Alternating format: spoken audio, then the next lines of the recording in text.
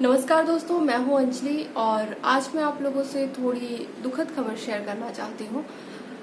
मेरे नाना जी गुजर गए हैं, उनके गुजरने की खबर मुझे मिली है। कोरोना के समय में हर तरफ से बुरी ही खबर सुनने को मिल रही है। कहीं से फ़ोन कर लो, किसी से बात कर लो, सिर्फ नेगेटिव ही खबर आ रही है। तो मन बहुत उदास है और परेशान है। कोरोना की वजह से वैसे उनकी डेथ नहीं हुई थी, लेकिन समय ऐसा है कि इस समय कोरोना की हम बात कर रहे हैं।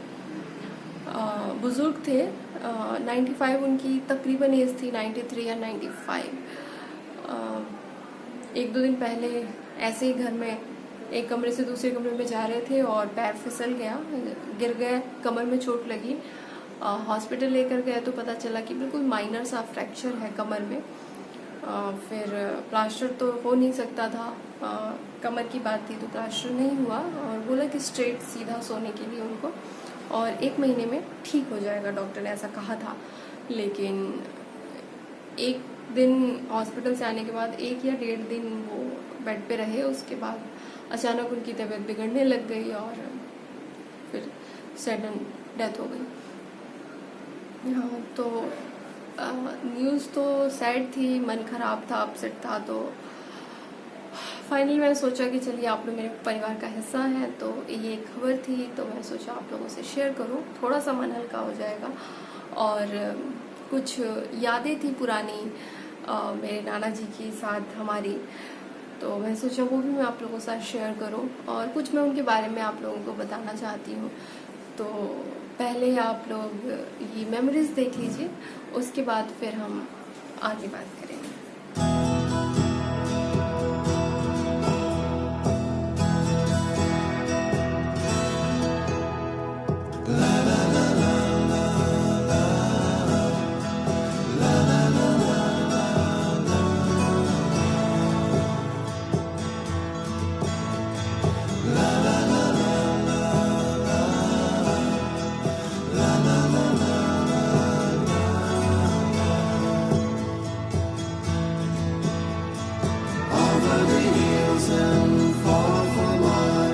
She's waiting for love to be realized. I'll send her my heart. ये थी नाना जी की कुछ यादें, जो वो तो चले गए लेकिन उनकी यादें ही अब हमारे लिए बची हुई हैं। और बस ये कुछ फोटोग्राफ्स हैं जिन्हें हम हमेशा देखकर उन्हें याद करेंगे। उनके बारे में थोड़ी सी बात करती हूँ। वो पुलिस इंस्पेक्टर थे, जैसे कि आपने उस फोटोज में देखा होगा। पुलिस इंस्पेक्टर से रिटायर हुए थे। तकरीबन नौकरी के रिटायरमेंट के 30 से 35 साल तक, या शायद 40 साल, 30 से 35 या 40 साल तक रिटायरमेंट के बाद उनकी लाइफ रही है। तो काफ़ी लंबी रिटायरमेंट, जितनी लोग नौकरी करते हैं उतनी उनकी आफ्टर रिटायरमेंट लाइफ रही। बहुत हेल्दी थे, बहुत पंक्चुअल थे, टाइम टेबल को लेकर बहुत ज़्यादा स्ट्रिक्ट थे अपने। और जैसे कि पुलिस में थे तो हमेशा खुद को एक डिसिप्लिन में रखना, हमेशा सुबह 3 बजे उठना, एक्सरसाइज करना, मॉर्निंग वॉक करना, खुद को हमेशा मतलब टाइम पे ब्रेकफास्ट, 9 बजे तक ब्रेकफास्ट करना है, 1 बजे तक खाना खाना है, रात का डिनर 9 बजे तक करना है। एकदम शेड्यूल उनका हमेशा, मतलब आखिरी दिन तक उनका शेड्यूल बना रहा और शायद इसीलिए इतने हेल्दी रहे। और जो फोटोग्राफ्स हैं वो बहुत पुरानी नहीं है, 1-2 फोटोग्राफ्स उसमें पुरानी है, बाकी वो पिछले ही साल की फोटोज है। तो 93-94 ईयर में बिल्कुल चलते फिरते स्वस्थ, एक दिन भी बेड पे नहीं रहे। सिर्फ एक दिन वो बेड पे रहे फ्रैक्चर होने के बाद और अगले दिन एक्सपायर हो गए।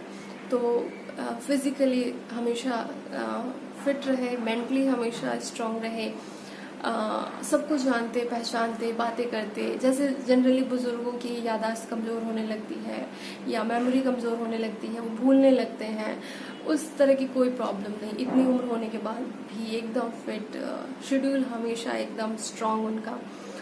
और हम लोग बहुत कनेक्ट फील करते थे नाना जी के साथ, क्योंकि मेरा बचपन पूरा ननिहाल में बीता है, मैं पैदा वहीं हुई हूँ। तो हमारे स्टार्टिंग की एजुकेशन, शुरुआती गुरु जो कह सकते हैं वो हमारे नाना ही रहे हैं।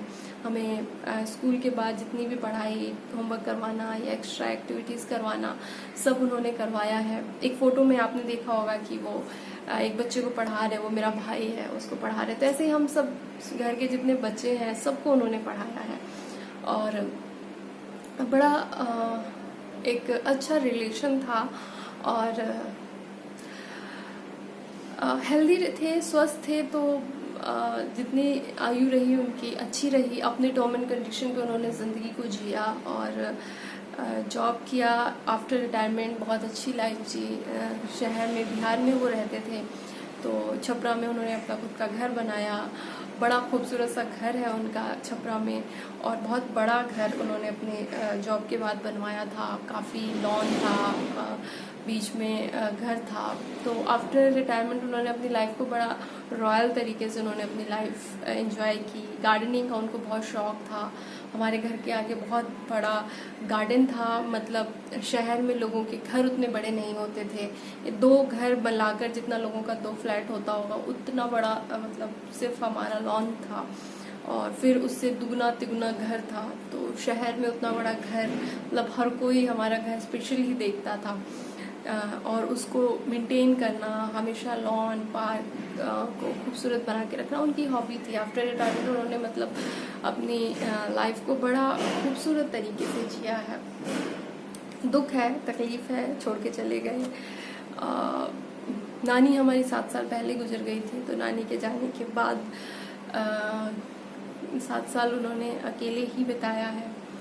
लेकिन अच्छा रहा, जितना भी लंबा सफ़र रहा, खूबसूरत रहा, बेहतर रहा। और अब तो हमारे पास उनकी यादें हैं जिन्हें हम देखते हैं, मिस करेंगे और आशीर्वाद देंगे जहाँ भी रहेंगे हमें।